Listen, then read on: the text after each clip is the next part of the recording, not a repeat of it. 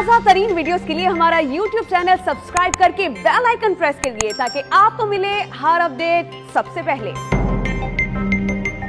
वफाकी काबीना ने कलअदम तहरीके लब्बैक पाकिस्तान पर पाबंदी बरकरार रखने की तजवीज मंजूर कर ली है। जराये के मुताबिक जायजा कमेटी ने काबीना में पेश की गई अपनी रिपोर्ट में बताया है कि तहरीके लब्बैक पर पाबंदी कानून के मुताबिक लगाई गई है। बात करेंगे डॉन न्यूज के नुमाइंदे सनाउल्लाह से। जी सनाउल्लाह।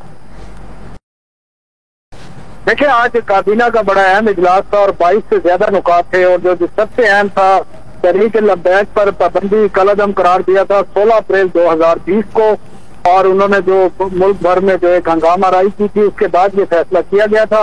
इस पर तहरीक लब्बैक ने एक रिव्यू दरखास्त अपनी जमा कराई थी, जिस पर एक रिव्यू कमेटी बनी थी जो एडिशनल सेक्रेटरी दाखिला की सरबराही में थे, जिसमें पेटस जो सेक्रेटेरिएट है उसके भी मेंबर शामिल थे और बाकी भी जो इदारों के लोग शामिल थे। उसकी आज रिपोर्ट पेश की गई है और उस रिपोर्ट में यह कहा गया है कि तहरीक लब्बैक पर मेरिट पर और कानून के मुताबिक पाबंदी लगाई गई। इन्होंने न सिर्फ दहशतगर्दी फैलाई, मुल्क में अनारकी पैदा की और जो सिक्योरिटी के इदारे के लोग थे उनको हलाक किया, उनको शहीद किया।